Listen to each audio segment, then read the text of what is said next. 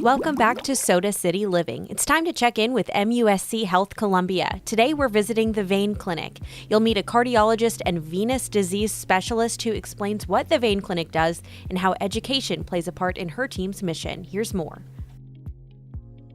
I am Dr. Norma Curry. I'm a cardiologist at MUSC Health and Vascular and have a specialty in venous disease as well. I trained at MUSC for medical school and for my internship and residency, and then went to University of Mississippi for my fellowship in cardiology.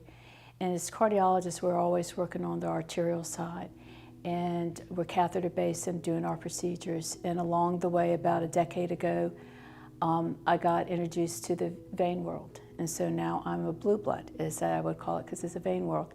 And I got very interested. I'd never really kind of finished that whole circulation system with the venous system, and felt that I was really needed to learn more, and I wanted to give more to my patients because I see patients with swollen legs all the time.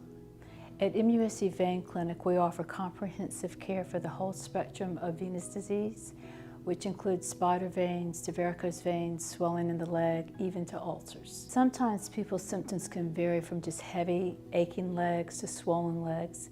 Spider veins, some of the symptoms may be itching.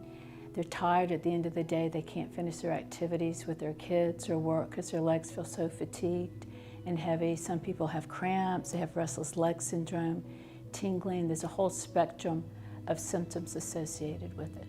Sometimes they really don't know all the signs and symptoms, because if someone's got big ropey veins, they know there's a problem, or big swollen legs.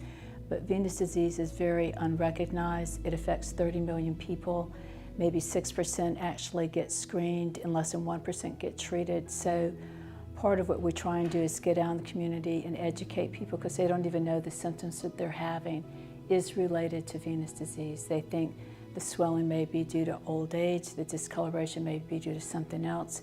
Having varicose veins is normal, and some people have even like a neuropathy, which they think may be related to another problem. So it really covers a myriad of signs and symptoms. Genetics plays a big role. So if you have a family history, then you're predisposed. So if one family member has it, your chance of having it's about 50%. If two, it goes up to 90%. So family history is really one of the biggest factors. Another one is for women, it's hormones and childbearing.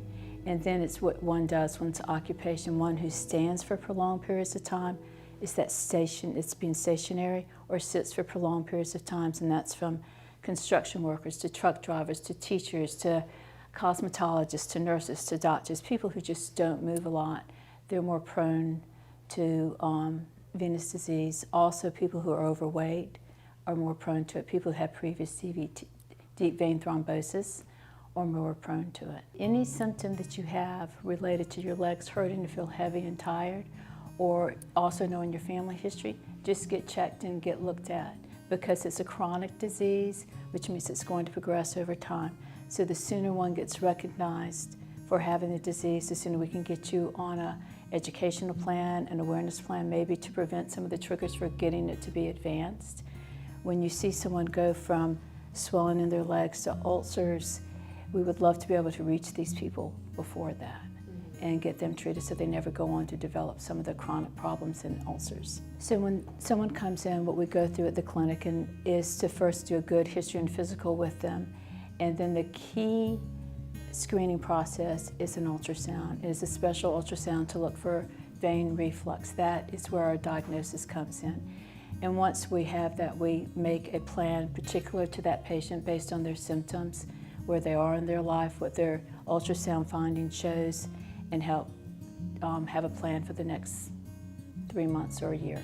We offer everything from treating the spider veins, which are those little blue veins on your legs, to treating the varicose veins, and we treat with all modalities that are out there. We have the heat method, which we call thermal, and I use radiofrequency ablation. And then we have the non-heat or non-thermal modalities to treat the varicose veins in smaller segments. And we use a chemical called polydocanol of erythema. And then we also use an adhesive for the larger veins called Venus Seal. Sometimes we offer phlebectomy if it's needed. And also we work in conjunction with some of my other partners in the hospital for some of the deep vein procedures in case someone would need a stent. The beauty of the venous world right now is things are done in an outpatient setting. You walk in, you walk out. There's Valium is about the only sedation that I give. You go about your activities that day. We want you up walking around. You're perhaps limited the day of the procedure, but you get back to your normal activities within a week. The one thing I love is that I can impact people's lives dramatically with this. People feel better once you get their legs feeling better. And some of them, not everyone, but some, they come back on their follow-up in a week or 3 days and they go, my legs already feel better and they look better. And so that's very rewarding.